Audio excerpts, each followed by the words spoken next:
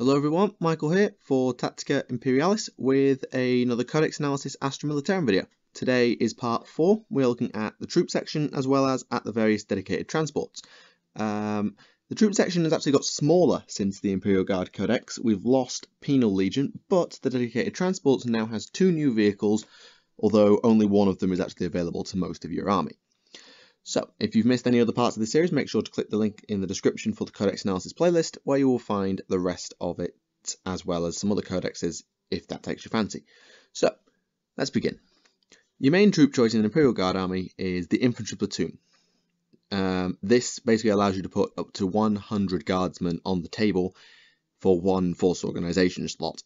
So, an Infantry platoon is composed of 1 platoon command squad, 2 to 5 infantry squads, 0 to 5 heavy weapon squads, 0 to 3 special weapon squads, and 0 to 1 conscript squads. Each platoon counts a single troop slot in the FOC. So, let's start with the platoon command squad. You must include 1 and only 1 platoon command squad in each platoon. They are 30 points basic and contain 4 guardsmen and 1 platoon commander.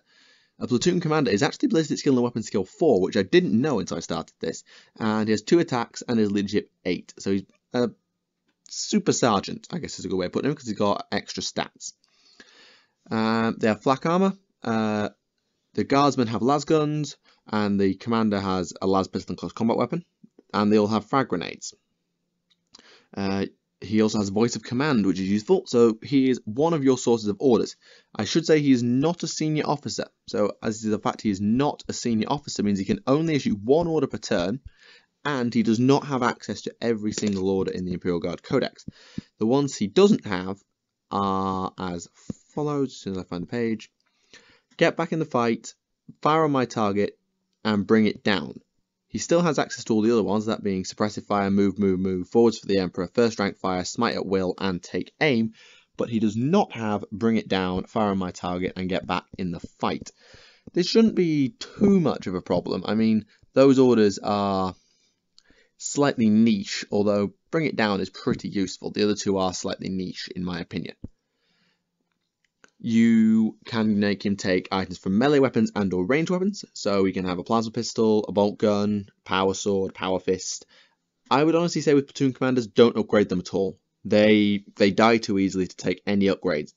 The only one I might suggest is you can take melter bombs for 5 points. This is not a bad upgrade to have because, well, 5 points for a chance to kill a tank if one gets too close is actually not a bad upgrade at all. Any guardsman may swap his las gun for a las pistol and close combat weapon for free. No. Personally, I would say no. Unless you actually want your platoon commanders getting stuck in, I would suggest this is a bad idea because they don't get first rank fire bonuses, they don't get rapid fire at all. Yes, it's an extra attack in melee, but really, no. 1 guardsman may carry a Voxcaster for 5 points. Yes, always take Voxcasters on any squad that can issue or receive orders, or basically any squad that can take a Vox, take one. Because Vox is allowed to reroll your order tests, and considering guardsmen are leadership 8 with a sergeant leadership 7 without, you definitely need that reroll. And for 5 points, what are you really missing out on? 1 guardsman may replace a las gun with a heavy flamer for 10 points. This is not a bad upgrade. I wouldn't generally take a heavy flamer because it's too short range to make much value.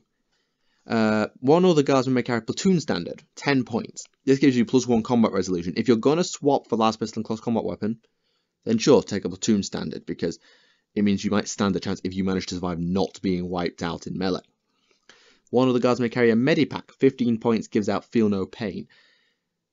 I don't know. I don't think medics are very valuable in this sort of a squad because you don't have multiple wound models to make the most use out of the feel no pain. They're only toughness 3, so they get insta kill quite easily. They don't have good armor saves, so you'll be relying on your feel no pain a lot more because you don't have access to carapace armor.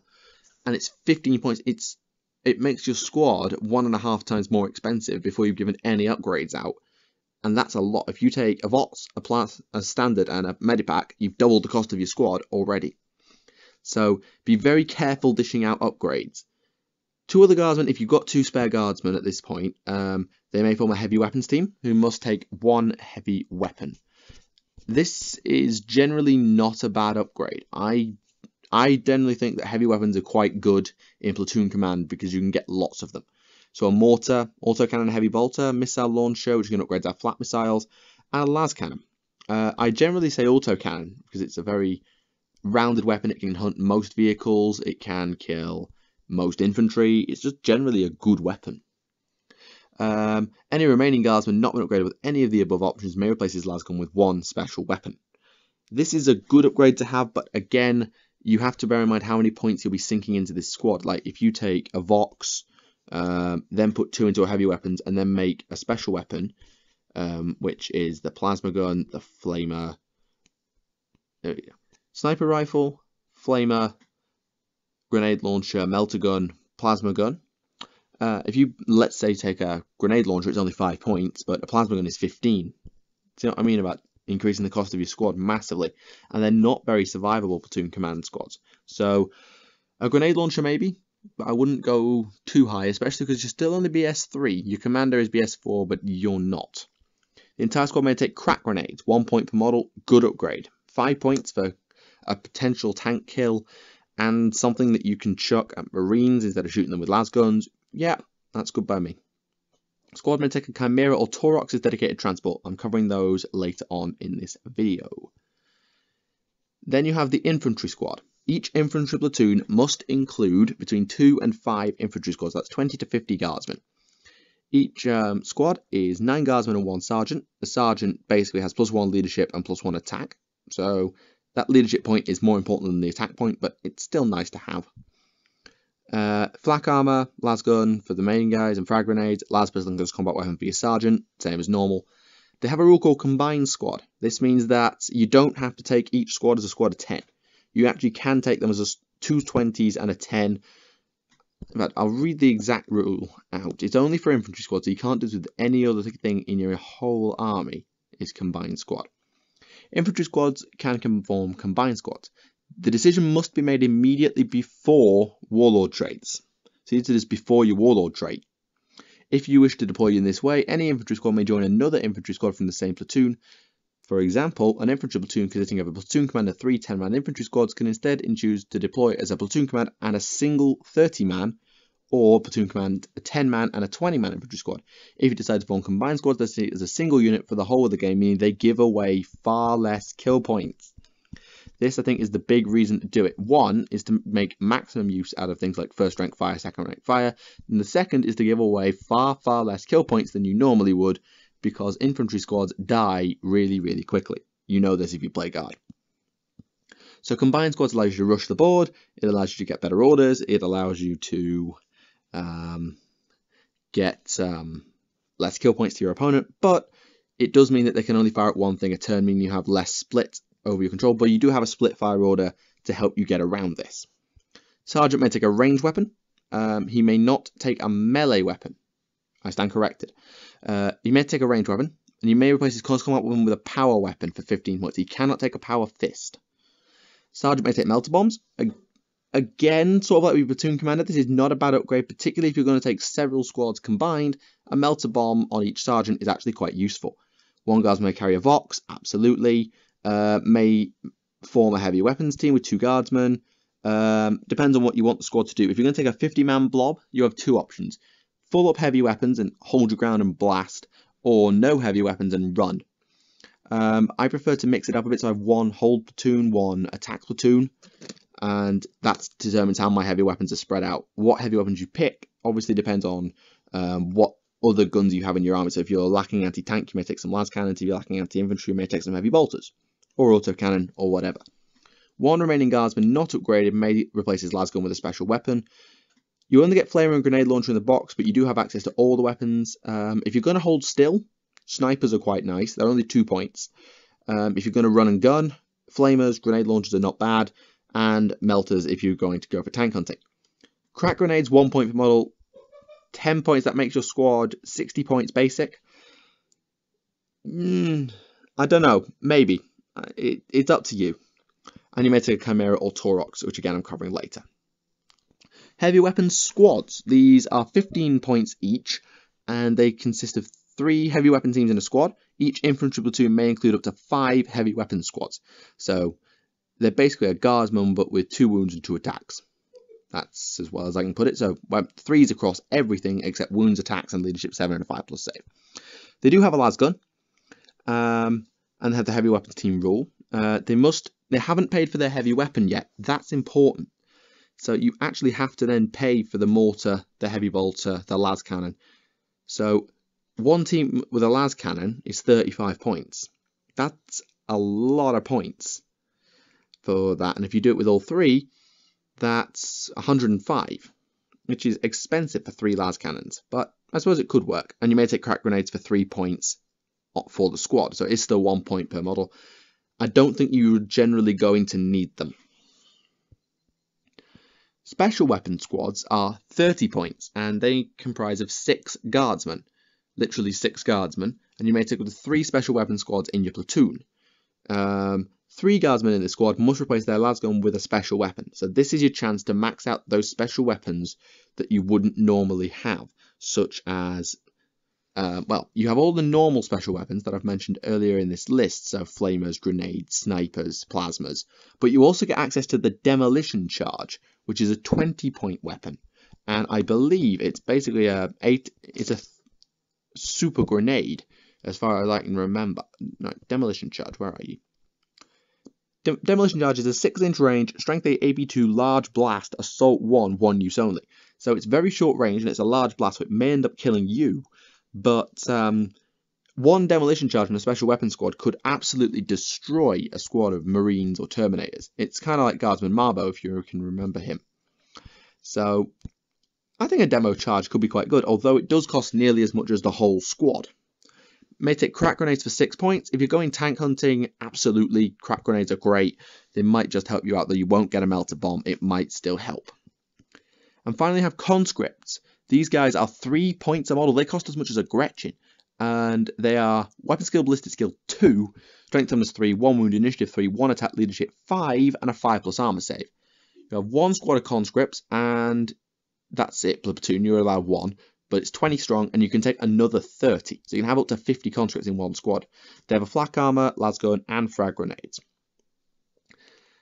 Generally, if you're going to run conscripts, you need to attach a commissar, minister and priest, or other leadership buff, because if you can't, then they take 4 or 5 casualties in 1 turn. They take another. They probably just run off the board on turn 1 because their leadership is that appalling. Your opponent will just focus them down and they'll run off the board. What conscripts are there for is to be a fearless or pseudo-fearless wall.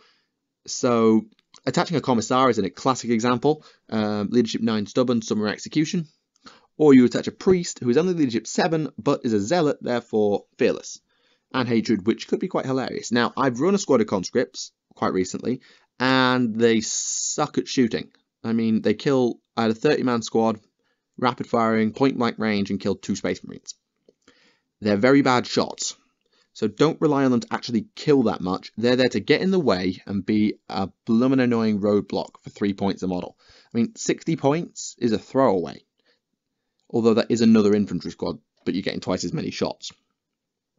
So when it comes to my infantry platoons, obviously you need your command squad. I run 3 infantry squads if I can, because 2, if you blob up, is not enough, and if you keep them individually, you don't have enough units to go and hold objectives. So I would say 3 to 5 is probably what I would recommend. Heavy weapon squads, I haven't run these because I don't have enough heavy weapon team bases, but they have their uses, and I think they'd be quite nice at hunting annoying units like Tau Fire Warriors from long range, or for dealing with Terminators if they take las cannons, or tanks. They can just help fill a gap. Special weapons are the same thing. Again, I haven't had much use of them, but with things like demo charges and melters and plasmas can be a real threat to your opponent's heavy things. So definitely worth a look, special weapons. Conscripts, they are your wall. Put them in the way and make them eat bullets, and put a commissar or a priest in there to make sure they don't run off. So that's the infantry platoon, and that took me 15 minutes.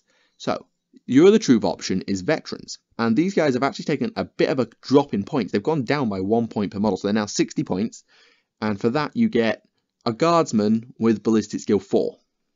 Basically, that 1 point is extra over a Guardsman. You get 1 point of Ballistic Skill.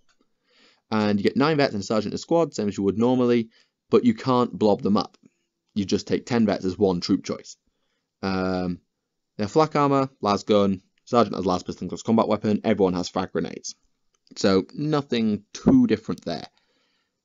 The difference comes in your options list. The Veteran Sergeant may take melee and ranged weapons, so he can take a Power Fist, though I don't like Power Fist in Astra Militarum. They generally are too expensive, and you get Strength 6, which is not really enough. Any veteran in most places las gun with a shotgun.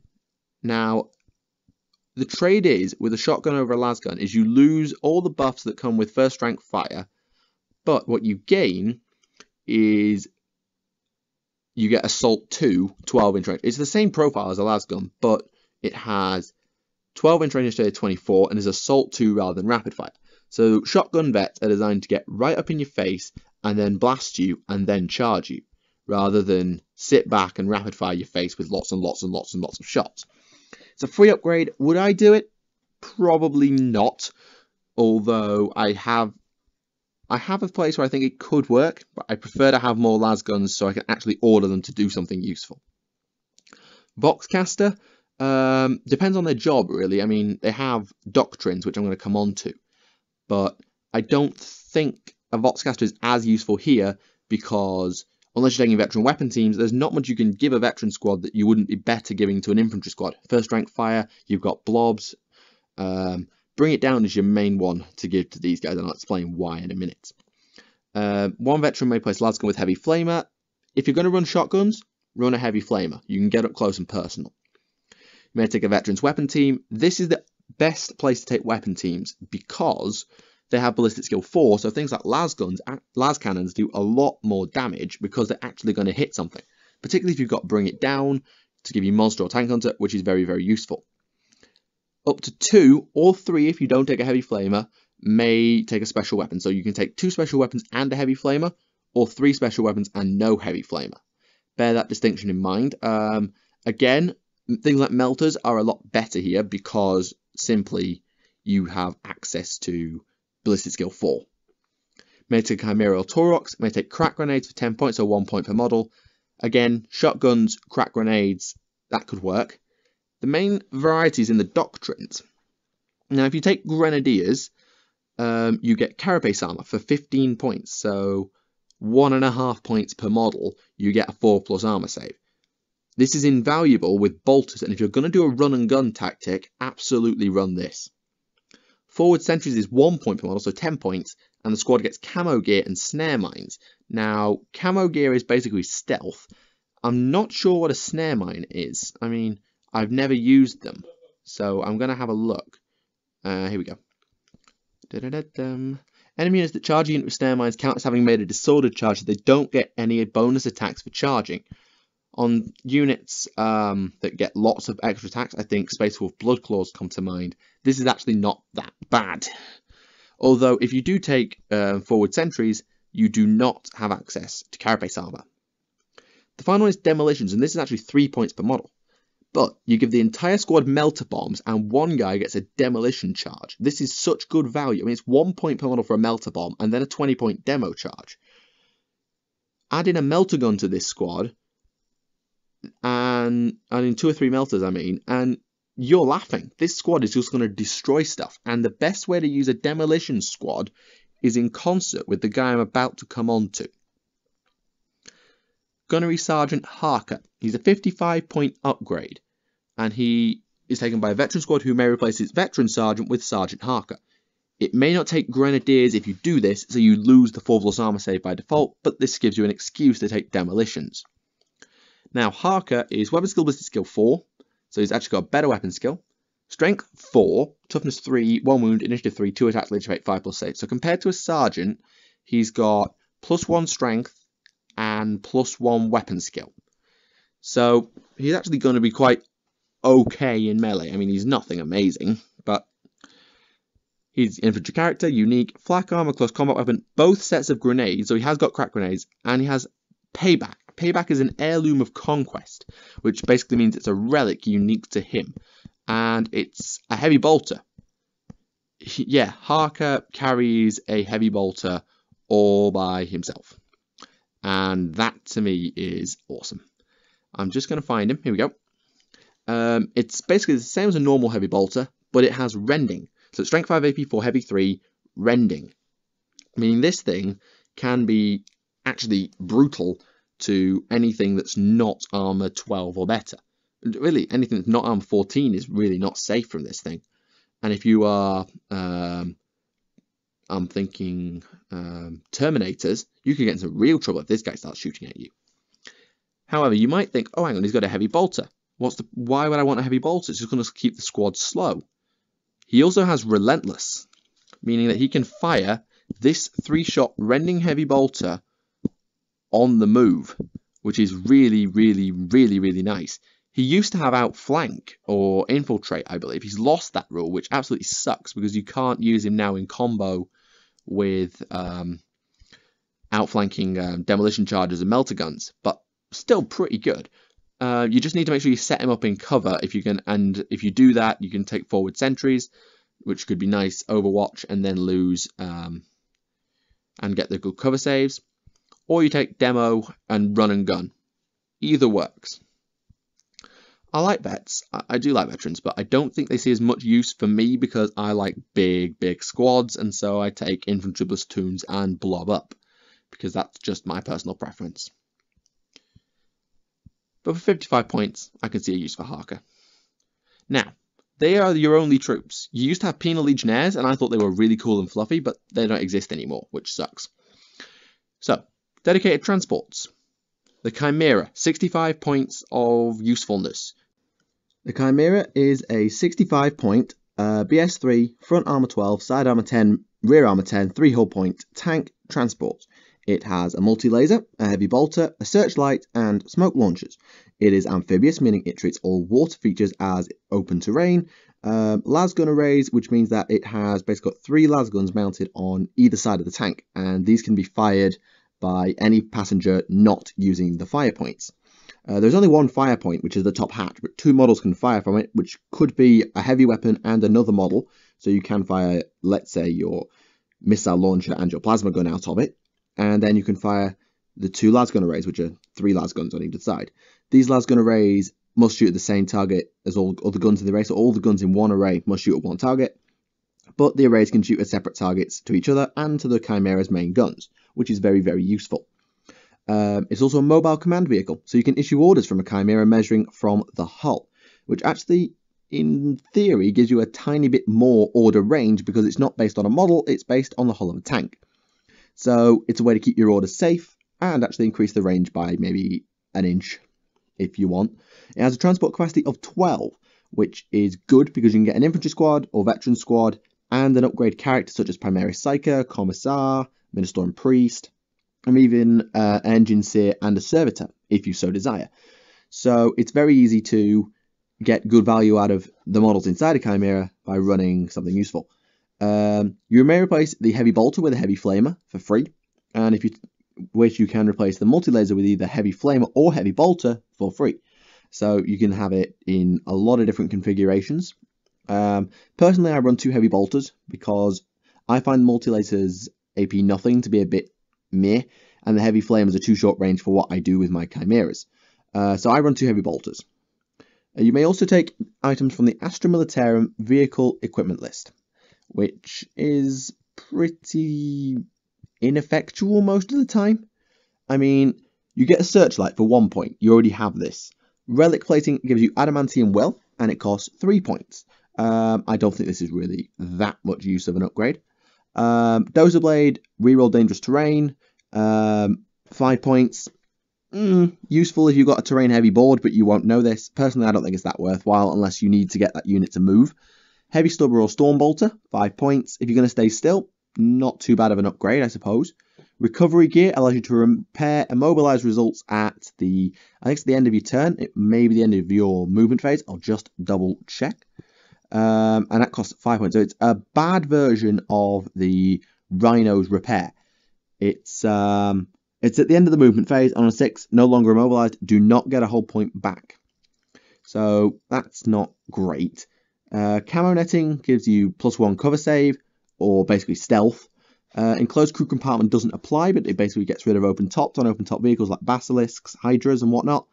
An auger array is 25 points, and it's basically a 6-inch no scatter radius around your Chimera for using deep strike. However, you must be on the battlefield at the start of the turn in order to use it, so you can't run a Chimera on from reserve and then deep strike a unit right next to it without scattering. That's not how it works, unfortunately. This is 25 points. If you're going to run up the board with a Chimera, then this is actually not too bad, but I prefer it on Sentinels. The last upgrade is Fire Barrels, and it's 10 points, and it's a sort of Overwatch for your vehicle. The first time an enemy unit attempts to charge a vehicle with fire barrels, that unit takes D6, Strength 4, AP 5 randomly allocated hits, which is okay. I mean, if you're being charged by Gaunts, this is okay. If you're being charged by a Hive Tyrant, it's not really going to do you that much good, in all honesty. Or you can also take a Hunter Killer Missile for 10 points, Extra Armor for 10 points, Smoke Launchers for 5 points, but again, you already have these. Your Camo Netting is 15, and your recovery gear is 5. So I think a Chimera is just really, really versatile. It can carry almost every unit in the Codex can take a Chimera, with the exceptions pretty much of, well, maybe things like Rattlings can't take them, and something just happened. Rattlings can't take them. Even Tempestus can take them. Just about anybody can take a Chimera, so they're really, really, really, really valuable. Plus, they're quite versatile with their war gear. I mean, a Hunter Killer Missile and 2 Heavy Bolters is not bad. Or you could go 2 Heavy Flames and a Storm Bolter for close assault. Whatever takes your fancy. The new dedicated transport for the Astra Militarum Codex is the Taurox. It's 50 points, so it's a significant price drop compared to a Chimera. I mean, it's saving you 15 points, which means for every 3 Chimeras, you can get 4 Tauroxes, pretty much. However, you do lose 1 front armor, so it goes from being armor 12 at the front to being armor 11. And it also loses the tank special. It's no longer a tank. However, you do gain a twin-linked autocannon in place of all weapons. So this thing can actually go hunting light vehicles, middle of the road infantry, even pose a threat to some heavy infantry if they have low toughness. It's an all-terrain APC, so it's basically reroll dangerous terrain tests. I don't think it ignores it. The other place it loses out is it has a capacity of 10 rather than 12, so you can't attach infantry squad plus character, veteran squad plus character, or whatever. You have to either put smaller squads in or not run a character, which sort of sucks because it doesn't allow you to keep a full-size company command squad using Nort, Deadog, Creed, Kel, and then all the regimental advisors safe, because you don't have enough capacity in the Taurox. Not that you do this, you take a Chimera for the orders anyway. It has no upgrades options at all, apart from the Astra Militarum vehicle equipment list. Because of the twin-linked autocannon, I think you can actually justify using a Hunter Killer Missile with this thing. Bear in mind though, it's not very quick, and it's very, very fragile for its cost. I mean, it's as tough as a Rhino, and it costs 15 or 20 points more than a Rhino, although you do get a built-in dozer blade and a twin-linked autocannon, so it's a sort of a fair trade. I'm not sure. However, what is a really good transport is the variant of the Taurox known as the Taurox Prime. Now, this is 80 points. Yeah, that's the same cost as a Tau Devilfish, and I don't like Tau Devilfishes. Actually, that's something I just want to check. It doesn't state in the Codex, in the Army List entry, whether a Taurox and Taurox Prime have any access and fire points.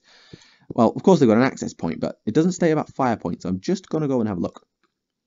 A Taurox has 2 fire points on each side of the hull, and has 1 access point on each side of the hull and 1 at the rear. So 4 fire points and 3 access points.